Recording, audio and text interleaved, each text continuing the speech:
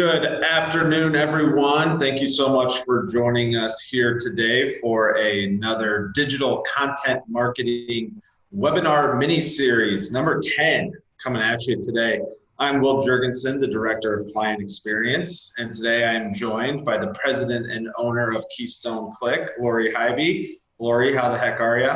Fantastic. Excited for number 10.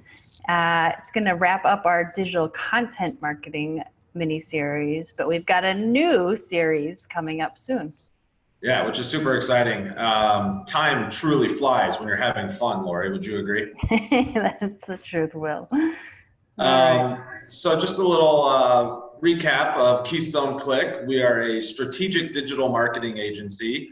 Our research and collected insights help our clients to make the right decisions related to marketing and promoting their businesses online. And with that, we're going to go ahead and get started. Today's agenda, it's all about measuring ROI. So measuring your return on investment. What happens when you don't measure return on investment? What are you supposed to measure in the first place? How do you measure it? And then, as always, we're going to open it up for some questions at the end. All right. So before we get started, though, I just want to share that, we're going to throw a lot of things at you today. Our goal is to just give you as much knowledge as possible. And in return, I want you to take a screenshot or snap, whatever it is that stands out at you. If something's an aha moment or something that you're going to implement or give it a try, take a screenshot of it. And then if you post that on social media, we're very active on LinkedIn and Facebook, and then tag Keystone Click in that post and tell us what you're going to do with this information. You'll be entered in for a chance to win this book, Secrets of Ad Agency Owners, the biggest marketing mistakes I've ever seen. And yours truly actually has a chapter in this book going really deep in the topic of blogging. So just a friendly reminder, screenshot, tag Keystone Click. The hashtag and our @ symbol is in the top right corner on all the slides.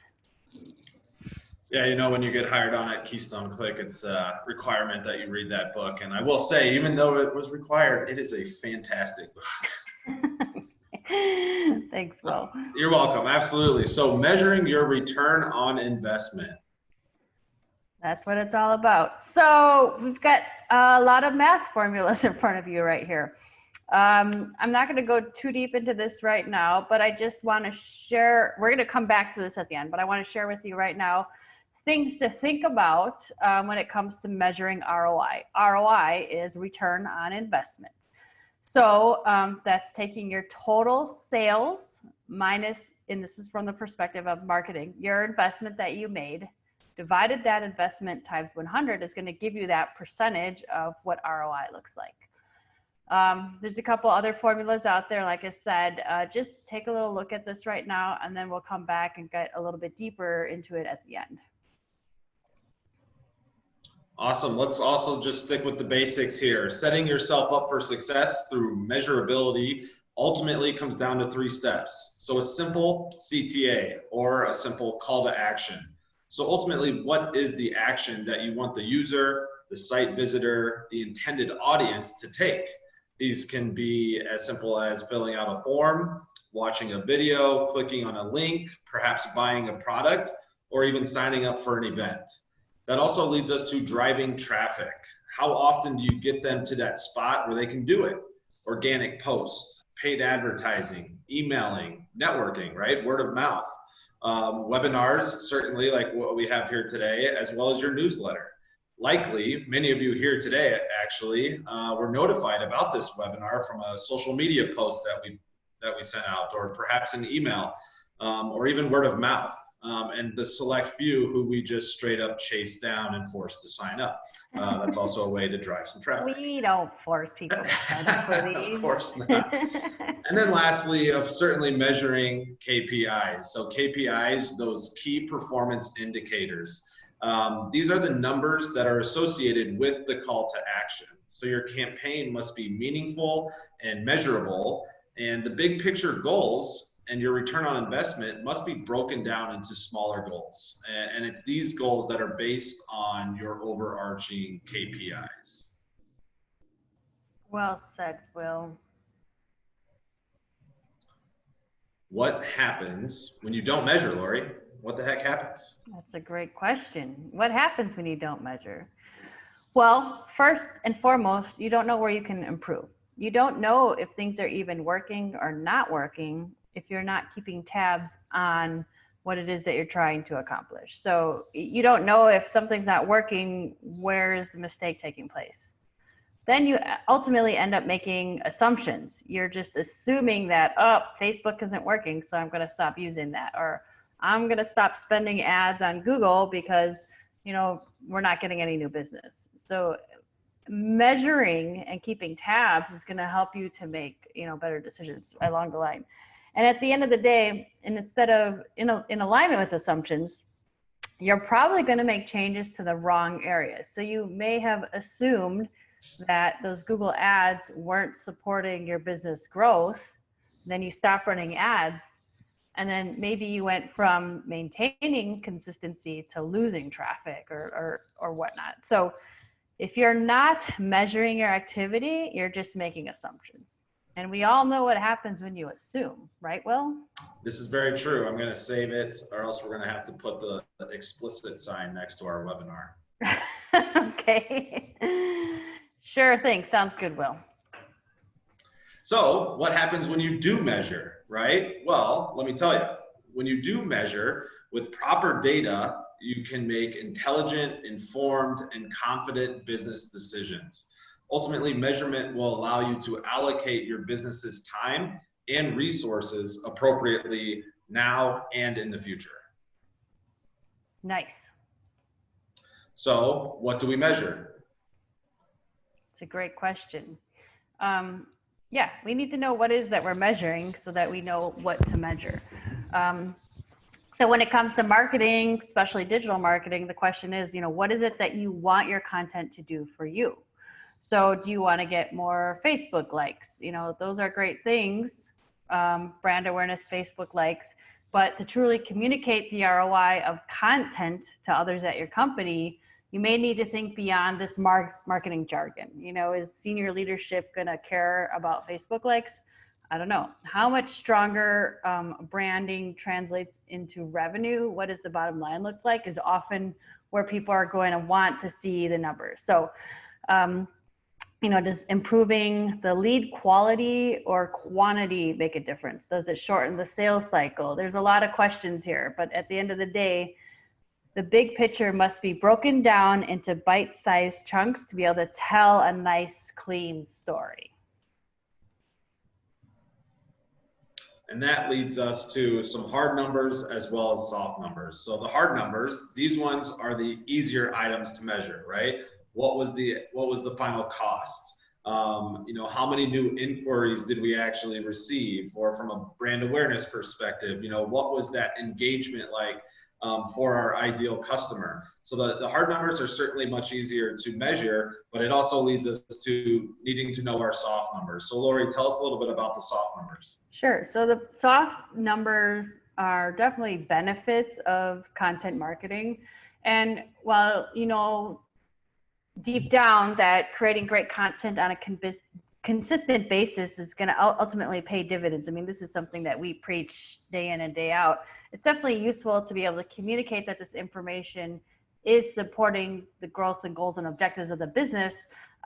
Again, if you have some bite-sized pieces of data. So how do you measure that people know you, like you, and trust you? How do you measure customer loyalty? How do you measure that you're building relationships? So these are softer numbers, and we'll talk about that a little bit too. Like anything that you're doing, again, this is probably something that we talk about in almost every single presentation that we do, but you need to have goals. You need to have SMART goals. We're big fans of that: strategic, measurable, attainable, relevant, and time-bound. I'm going to go back to that letter M. A SMART goal is something that you can measure, okay?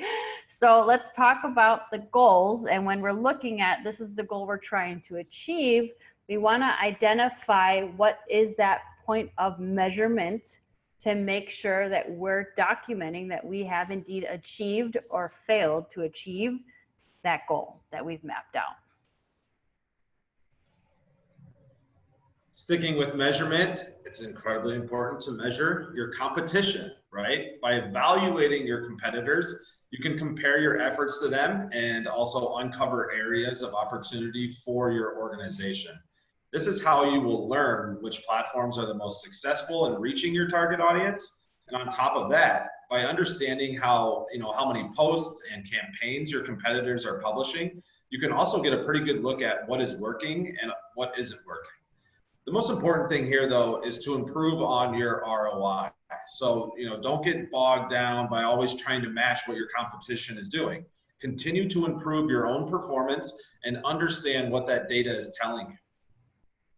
Yeah, I think it's important to kind of keep tabs on what's happening with your competition, but don't overanalyze it. It's good to just kind of have a baseline and know roughly where they are. And where you're positioned in alignment with them. So let's talk about some of these things that you can actually measure. And I've just put this into 3 simple buckets. We're not going to get super crazy deep here. But if your goal is to measure brand awareness, these are a couple things that you can measure. You can measure the growth in your website traffic. So that means more people are familiar with you. You can measure the number of pages that people have viewed per visit. So you have a visitor on your site, and then they can go deeper and see multiple pages. And the reason that this would be considered brand awareness is because they're investing more time and they're looking at more information related to your brand or your offering. If you're looking at increasing or measuring customer loyalty, something that you can look at from a digital standpoint is how many return visitors you have to your website. So this is a data point that you can collect. Is this the first time this visitor has ever come to this site, or has this visitor been here previously? The other thing from a customer loyalty standpoint is how many people have subscribed to your email list or your RSS feed on your blog or your social media channels. Last, I'll talk about lead generation. I'd say that's probably falls in line with the hard/easy numbers to collect. How many new leads did you generate? How many conversions were on the website form? Yeah, Lori, the only thing I'll add to that slide is just that a lot of what we're talking about here with brand awareness, customer loyalty, when it comes to website traffic, pages viewed, a lot of that, you find that information out through your Google Analytics, and we'll certainly talk about that here in a few slides. Totally. So there's definitely infinite possibilities with regards to attribution models. And what I mean by that is, how do you attribute, or where do you contribute or say, oh, we got this new piece of business because of this Facebook post. But if you think about it, it's not always, there's a number of different ways to look at it. So we'll start with the easy one, the last interaction. This means you generated a lead based on the very last thing that took place. So we'll use the example that you referenced earlier, Will, this webinar. We promoted it on social media. We put some dollars behind it and put some ads out there. We sent it to our email list. So maybe you as a follower of Keystone Click saw the email and the social media link, but you only clicked on the link to register from social media. So that last interaction that took place, that's what gets the attribute saying this is where the conversion took place. But we could track, and this is the first interaction, could see, oh, well, this individual saw the email first, and we know this, and then that created awareness, which then encouraged them when they saw the social media post, which helped that, and then generated the conversion. So we could say the conversion is actually attributed to that email that went out first. Alternatively, we could have, the linear is saying this is the steps, and this person experienced every single post that took place. We wrote a blog post about it. We sent an email. All these things happened, and then they signed up for the webinar, and document the exact path associated with the person that signed up for that webinar. There, like I said, there's a ton of different ways to build this model.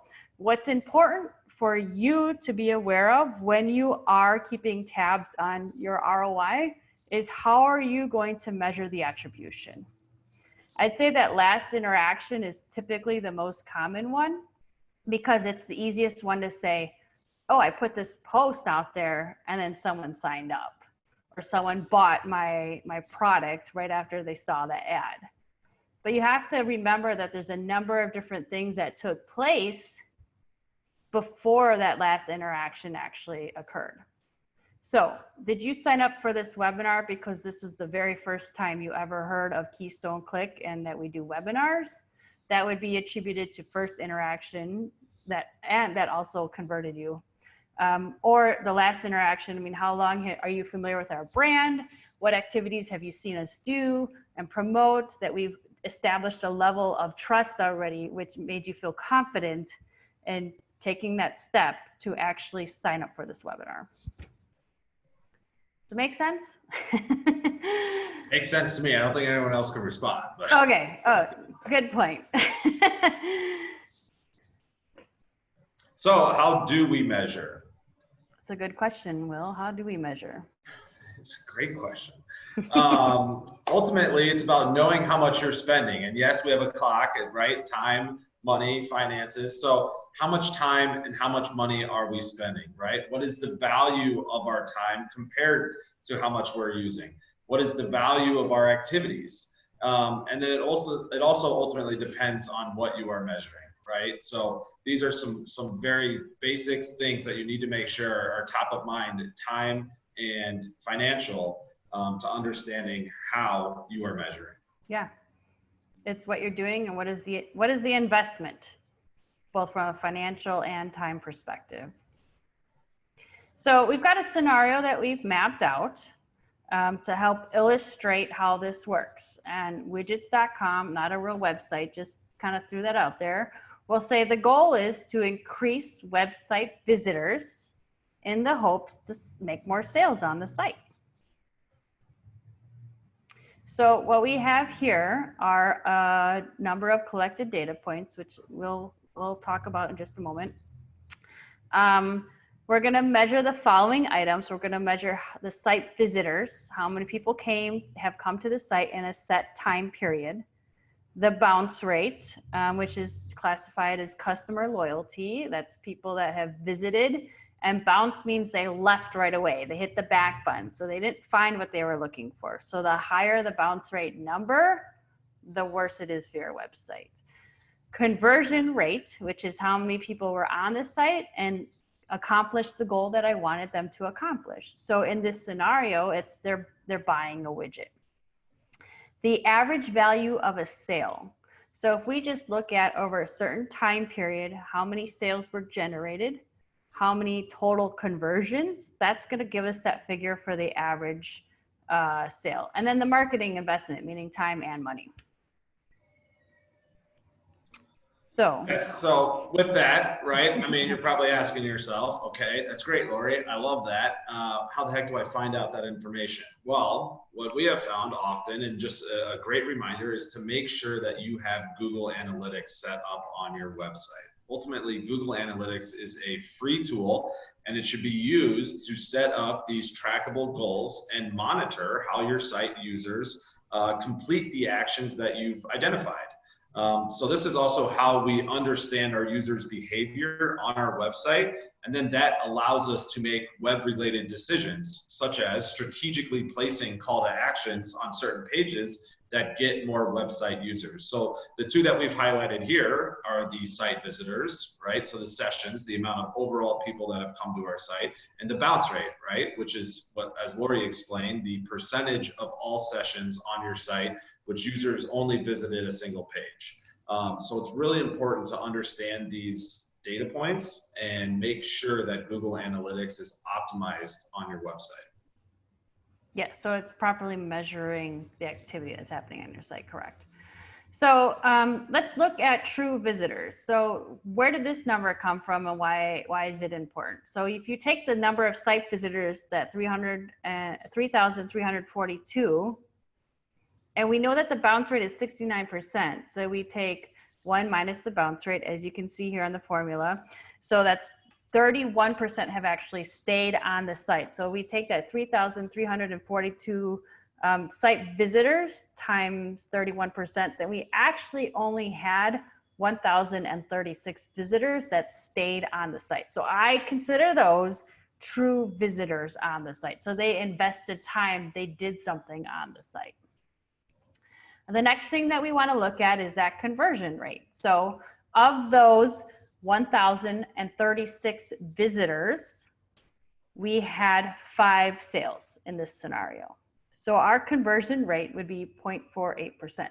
That's total conversions divided by the true visitors remaining.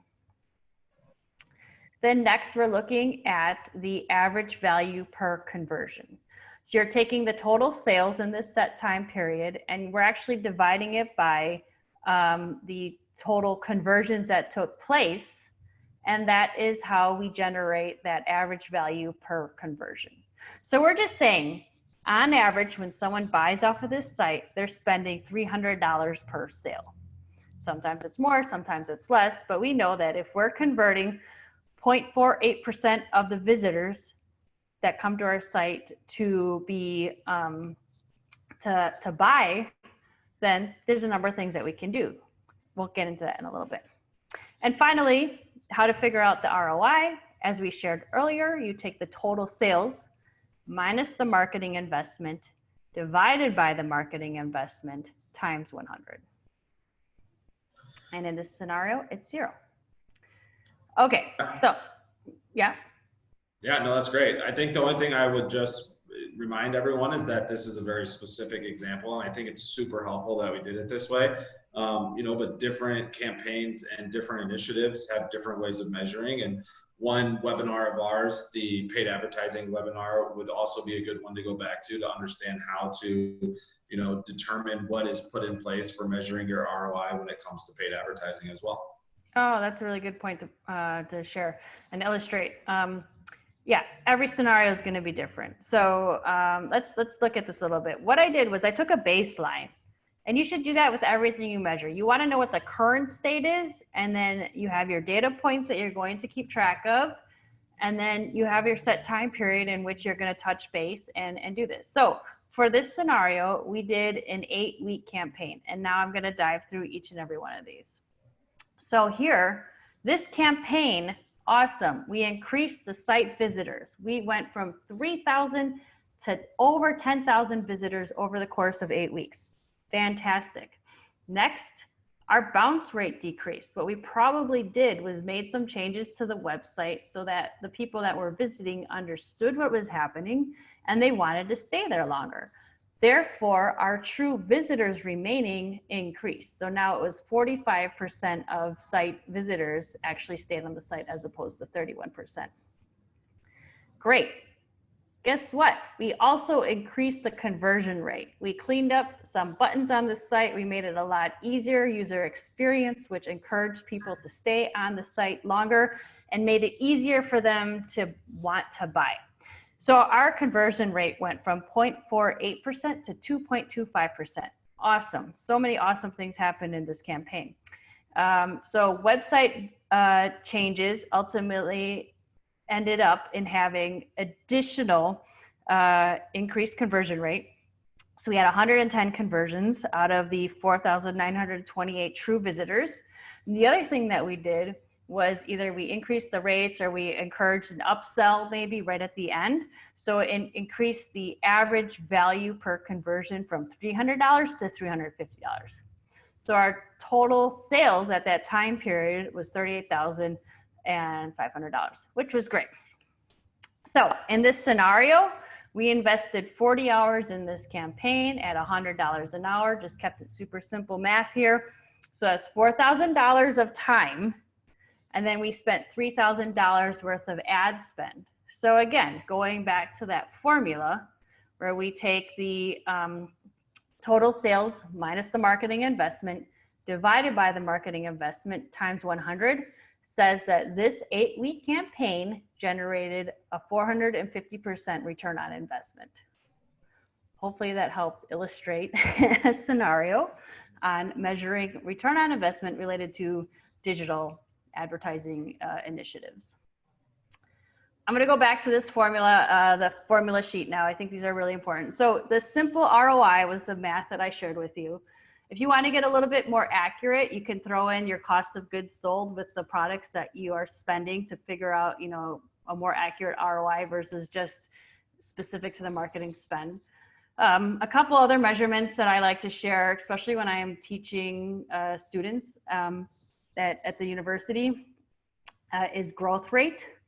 So again, this is why it's really important to know what your current state is. So what is the current or the present state number minus your past, any past things, divided by your present times 100 will show you the growth rate. So if you're, you know, measuring a campaign or, you know, over a certain length of time, you know, the old data point and the new data point, you can say, oh, we've grown by 30% in this time period or whatever it is. And the other thing we didn't really dive too much into, but this is a very important data point. And I realize both Will and I talk about this a lot when we are having conversations with potential new clients, is anyone that's in business really needs to understand the customer lifetime value. And this is basically a prediction of how valuable a customer is going to be over the lifetime that they are doing business with you. So a simple scenario that I've mapped out here is, and some things to look at, like what is the average order value? What is the frequency of purchase that's taking place? What is the value of the customer? And then what is the average lifespan? So a scenario, let's say you're a chiropractor, on average, a patient visits you 26 times per year. You charge $50 per visit. So that is $6,500 per year. Now, if you're spending $20,000 annually on marketing, all you need is 3 new patients in that time frame to break even. So, no, I did that wrong. Let's say on average, there are 5 years a patient. And I'm going to say that again. 26. I'll start writing it down. I would say 26 visits a year. On average, they're a patient of yours for 5 years. You charge $50 per visit. That comes out to $6,500. So you're saying the average customer lifetime value of a patient for this chiropractic office is $6,500. Now, if you're spending that $20,000 in marketing annually, then you know you only need 3 patients to consider it a break even, knowing that they're going to be a patient for X amount of time. Does that make sense? All right. Sorry, I messed that up. It's okay, Lori. It's Friday. What can I say? No question. So in summary, measuring helps you make strategic decisions and confirm that you are obtaining goals. You need to know what you are measuring and how you are going to measure it, because every situation is different and unique. And then lastly, the numbers tell the story. So as we saw from our example that Lori walked us through, our investment compared to our return on investment, 283% increase. That's a little bit different number than we had discussed previously. But there's no question that we were able to kind of walk through that, and would be happy at this point in time here in a moment to answer any questions that you have. Yeah, I think it's really important. That last line is probably my favorite thing about this, is that the numbers really are telling a story. So even though, I mean, numbers are important. It's really good to know what information is in front of you. And you said this earlier, Will, so that you can make intelligent business decisions. That data is going to help you make smart decisions regarding how you're going to continue to market and promote your business in the future.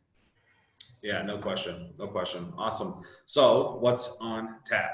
Well, we have, as Lori mentioned, officially completed our digital content marketing webinar mini series. It's been a heck of a ride, Lori, there's no question. And starting on July 9th, we are actually moving our webinars to Thursdays. We have had some phenomenal feedback and think that it is going to be a really good move for us to move to Thursdays, and hopefully you agree with that as well. So on July 9th, 1 o'clock, getting started with your marketing strategy. July 23rd, digital competitive environment, and coming to you in August, keyword research. You can find all of our previous webinars by visiting keystoneclick.com/webinars. Fantastic. All right.